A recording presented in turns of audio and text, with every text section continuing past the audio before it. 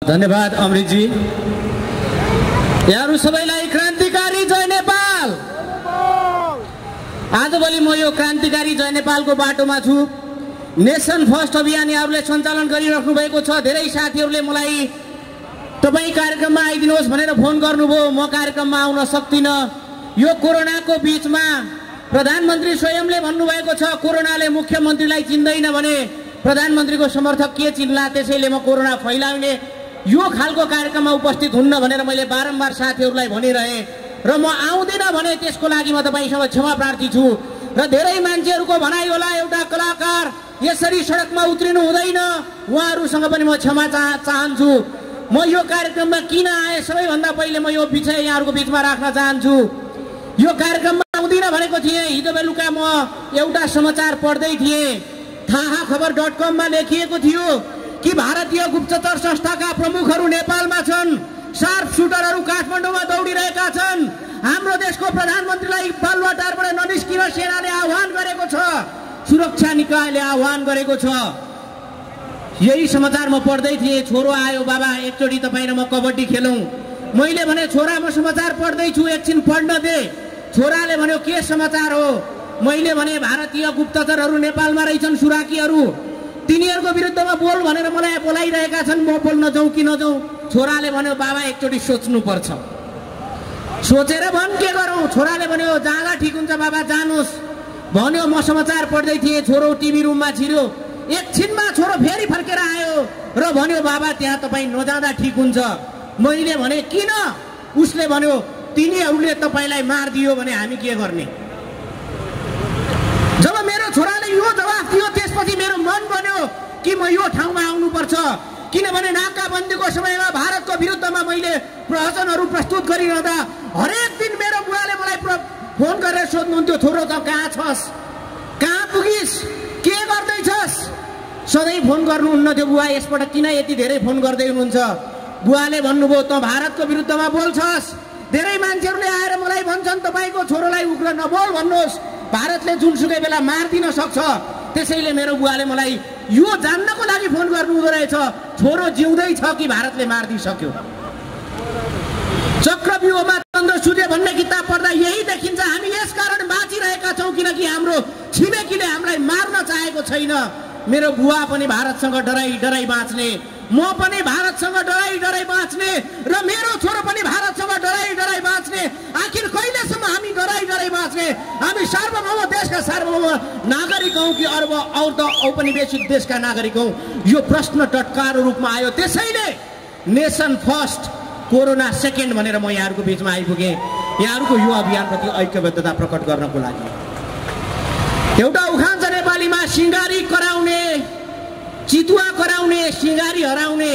अहिले भइरहेको यही छ। भारतीय मिडियाहरूमा बारम्बार आइरहेको समाचार यही हो। नेपाल चीन के पास गया है, उसके आड़ में भारत को आंख दिखा रहा है, जो हमसे टकराएगा वो चूर चूर हो जाएगा। इसका साफ सुथरा संदेश यही है कि चीन से यारी ओली का पड़ा भारी। बारम्बार आइरहेको समाचार यही हो र उनीहरू यो पनि भनिरहेका छन् कि नेपाल के हमारे पक्ष के हमारे नेता वहाँ ओली को हटाने में लगा है। बारम्बार भनिरहेका छन्। हाम्रा अन्य नेताजीहरू भारतको इशारामा यो गर्नुभएको छ छैन त्यो अर्को पाटो हो, तर यो कुरा स्थापित छ कि भारतीय मिडियाहरूले यसपछि आउने प्रधानमन्त्रीहरूलाई हाम्रो पक्षको भनेर अलरेडी भनिदिइसक्यो। यो अवस्थामा आम नेपालीहरूले हामी स्वतन्त्र छौँ, बहुमत दियो भने हाम्रो देशभित्र हामी नागरिकले सरकार बनाउँछौँ भन्ने मान्ने कि भारतले चाह्यो भने 2/3 बहुमत पनि नेपालमा टिक्दैन भन्ने कुरालाई निरन्तर स्थापित गर्ने। कक्षा कोठामा कहिलेकाहीँ हुने गर्छ। क्लासको राम्रो स्टुडेन्ट थिएँ। जब क्लासमा हल्ला बढी हुन्छ, टिचरले पिट्दाखेरि सबैलाई पिट्न गाह्रो भयो भने पहिलो आएर मलाई पिट्नुहुन्थ्यो, किनभने सरले मैलाई पिटिसकेपछि बाँकी सब साथी डराउँथे। राम्रो र ट्यालेन्ट विद्यार्थीले नै कुटाइ खाइसकेपछि अरू त बच्दैनौ, सब चुप लाग्थे। हो त्यसरी नै भारतले पनि नेपालमा 2/3 नजिकको बहुमत भएको सरकार गिराउन सक्यो भने उसको स्वार्थ र उसको अहङ्कार निरन्तर कायम रहन्छ र हामी सधैँभरि यो मान्न बाध्य हुन्छौँ कि बहुमतले देशको सरकार टिक्दैन, प्रभुको आशीर्वादले मात्र देशको सरकार टिक्दो रहेछ। यो चिज स्थापित हुन दिनु हुँदैन। त्यसैले पनि म यहाँहरूको बीचमा आइपुगेको हो। मैले धेरै अगाडिदेखि प्यारोडी गाउँथेँ। छिमेकमा भारत, भारतमा मोदी, मोदीकै इशारा, मन परे भोक नपरे ठोक, उचाल पछार। आखिर कहिलेसम्म यो चिज स्थापित गरिरहने? सम्माननीय नेताजीहरू, पूर्व प्रधानमन्त्रीज्यूहरू, पार्टीका अध्यक्षज्यूहरू, यहाँहरूसँग मेरो विनम्र अनुरोध छ, सिङ्गो जिन्दगी देश बदल्नको लागि खर्च गरेको छु, सिङ्गो जिन्दगी देशका जनतालाई सुख दिनको लागि दाउमा लगाएको छु, मृत्युलाई रोजेर पनि क्रान्तिको बाटोमा हिँडेको छु भन्ने नेताहरू कृपया कम्तीमा 3 वर्ष आफ्नो मन सिएर बस्न सक्नुहोस्। विनम्रताका साथ अनुरोध, सम्मानका साथ अनुरोध छ। नत्र भने तपाईँको मनको तुसले छिमेकीलाई खुसी हुने वातावरण बनाउनेछ। अहिले भारतीय गुप्तचरहरू नेपालभित्र घुमिरहेका छन्। यसका समाचार हामी अनलाइनहरूमा देख्दैनौँ, पत्रिकाहरूमा देख्दैनौँ, टेलिभिजनमा देख्दैनौँ। तर this is not non recorded, यो रेकर्डेड छैन भन्ने नठान्नु होला। हाम्रा सारा अखबारहरूले यसको समाचार रेडी बनाएका छन्, तर शीर्षक मात्रै फरक छ कि केपी ओलीको सरकार ढलेको भोलिपल्ट यिनीहरूले छाप्नेछन्। यसरी ढलाइएको थियो केपी ओलीको सरकार, यसरी गुप्तचरहरूको सक्रियता थियो काठमाडौँमा, यसरी क्रीडा मैदान बनेको छ नेपाल। यही शीर्षकमा भोलि समाचार छापिनेछ र नयाँ आउने प्रधानमन्त्रीको काँधमा कुप्रचारको बन्दुक फेरि राखिनेछ। त्यो अवस्थामा जनता सुरक्षित कसरी महसुस गर्छन् हाम्रो सरकारप्रति? केपी ओलीप्रति ठुलो आरोप छ, अहङ्कारी, घमण्डी, दम्भवाला, भनेको नसुन्ने, आफूलाई जे लाग्यो त्यही मात्रै ठिक लाग्ने। यो सम्म त ठिकै छ, तर भोलि आउने प्रधानमन्त्रीलाई सबभन्दा पहिलो गाली भारतको दलालबाट सुरु भयो भने त्यो अवस्थामा जनताले कसरी विश्वास गर्न सक्छ? नहोला, फेरि हो भनेको छुइनँ मैले, तर यो चिज स्थापित गर्ने प्रयत्न छिमेकीले गरिरहेको छ। उताबाट स्याल कराइरहेको छ, यता बाख्रो हराउनु भएन। स्याल त कराइरहेकै छ, बाख्रो जोगाउँ। मेरो अनुरोध, विनम्र अनुरोध नेताजीहरू, तपाईँहरूको बिचमा धेरै समस्या होलान्, प्रधानमन्त्री ओलीका पनि कार्यशैलीमा धेरै त्रुटि होलान्। म एउटा नागरिकको हिसाबले यो सङ्कटको घडीमा पनि भएका कतिपय भ्रष्टाचारजन्य मुद्दाहरूको निरन्तर छानबिन हुनुपर्छ र त्यसको हिसाब किताब सार्वजनिक हुनुपर्छ। यो चिज पनि म सँगै राख्छु, तर त्योभन्दा पहिले देश जोगाउन जरुरी छ। केपी ओली कम्युनिस्ट पार्टीको प्रधानमन्त्री भएर मात्रै भारतले ढलाउन खोज्यो भन्ने नठान्नु होला। तपाईँहरूको मनमा यो भ्रम छ भने निकालेर फालिदिनुहोस्। काङ्ग्रेसको प्रधानमन्त्री बीपी कोइराला बलियो हुँदा भारतले बीपीलाई लडायो र मातृकालाई बोक्यो। नेपालमा पञ्चायत चलेको थियो, त्यतिखेर पनि 1 वर्षभन्दा बढी किन सरकार चल्दैन थियो? 5 वर्ष सरकार किन चलेन? त्यहाँ पनि इन्ट्रेस्ट थियो। नेपाली काङ्ग्रेसकै पूर्व सभापति सम्माननीय पूर्व प्रधानमन्त्री गिरिजाप्रसाद कोइराला बलियो हुनुभयो, उहाँलाई ढलाइयो र प्यादा स्थापित गरियो। नदेखेको होइन। यति कुरा बुझौँ, राप्रपाको पार्टीको होस् अथवा साझा विवेकशील पार्टीको होस् अथवा स्वयं राजपा जनता पार्टीकै पनि बहुमतको सरकार नेपालमा बन्यो भने भारतले ढलाउन चाहन्छ 100% कुरा यही। किनभने नेपालमा अस्थिरता उसले खोजिरहन्छ। यो अस्थिरता खोज्ने कुरामा भारतले नेपालमा सरकार गुर्याउन चाहँदैन। भन्नु र बाघले मासु मन पराउँदैन भन्नु एउटै हो। त्यसैले पनि देश बचाऊ। जनताको मुर्झाएको स्वाभिमान फेरि एकपटक उठ्दैछ।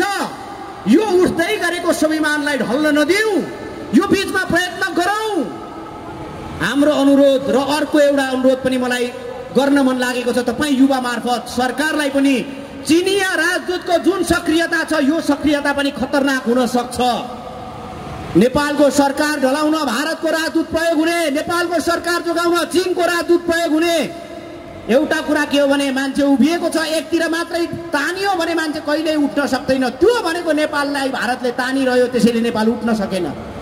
दुईतिरैबाट तानियो भने ब्यालेन्स हुन्छ र उभिन सक्छ। तर यदि दुईतिरबाट आवश्यकता भन्दा बढी बल प्रयोग गरेर तानियो भने मान्छेको जिउ च्यातिन सक्छ।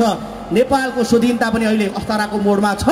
यो चिज पनि रोक्न सकौँ र हामी नेपाली जनताले आफ्नो निर्णय आफै गर्न सकौँ।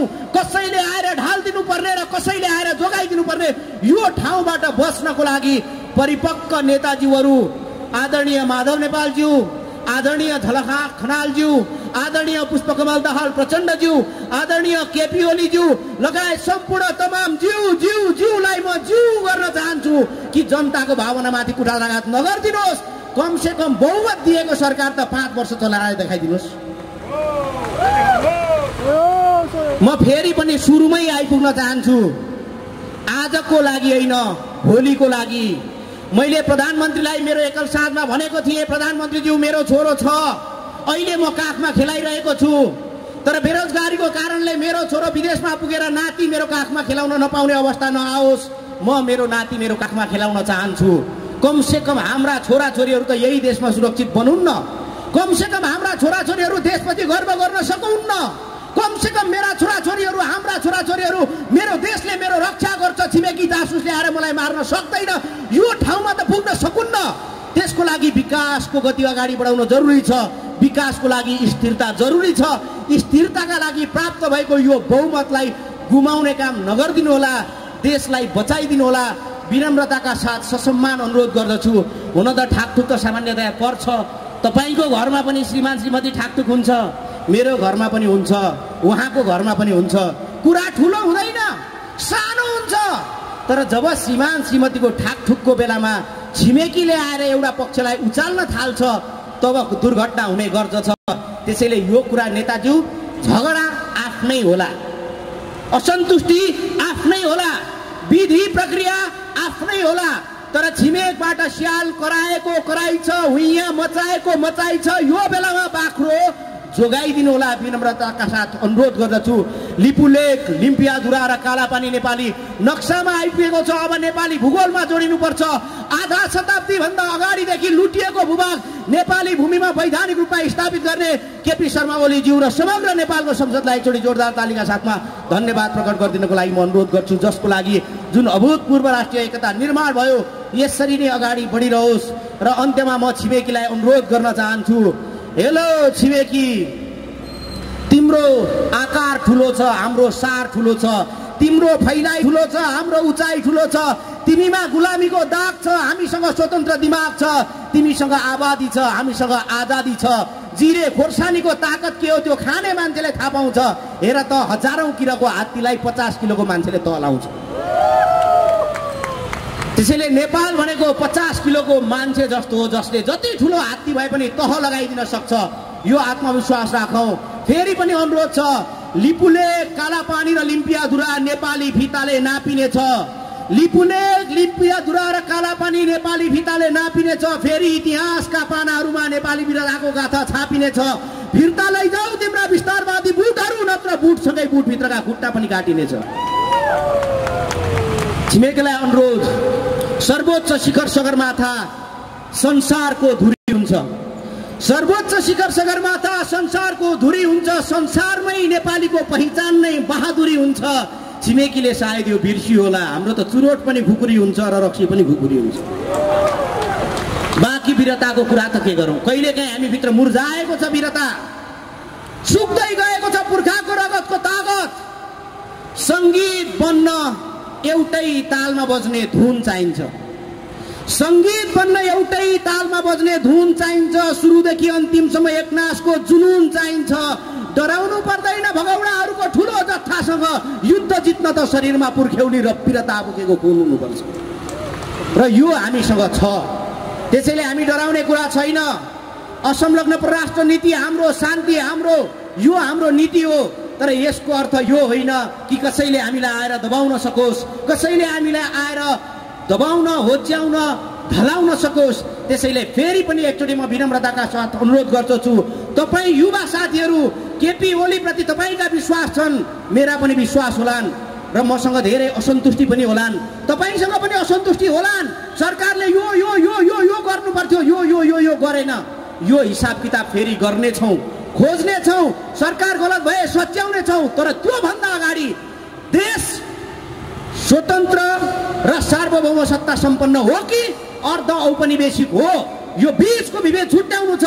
र देश उपनिवेशमा होइन, सार्वभौम सत्ता सम्पन्न स्वतन्त्र देश हो भन्ने पक्षमा निरन्तर हामी लागिरहन म अनुरोध गर्दछु। र वीर हुनको लागि युद्ध जित्नु पनि पर्दैन। बस यति हो कि गोली पिठ्यूमा लाग्नु हुँदैन, छातीमा गोली थाप्ने यो हिम्मत तपाईँ हामीसँग हुन जरुरी छ। आजको युवासँग हुन जरुरी छ। र फेरि पनि ससम्मान हाम्रा सम्पूर्ण नेताहरूलाई पनि अनुरोध गर्दछु, 70 वर्षको भए म 40 वर्षभन्दा लामो समयदेखि राजनीति गरिरहेको छु। यो देश परिवर्तन गर्नको लागि लडिरहेको छु। बन्दुकको नालमाथि सुतेको छु। टाउकाको मूल्य तोकिँदा पनि बाँचेको छु। हो, हामी मान्छौँ। एकपटक फेरि एक्जाम दिनुहोस्। तपाईँले 50 वर्ष दिँदैको यो देश बदल्न खर्च गर्नुभएको छ, बाँकी 3 वर्ष पनि खर्च गरिदिनुहोस्। हात्ती छिरो पुच्छर अड्क्यो नगरिदिनुहोस्।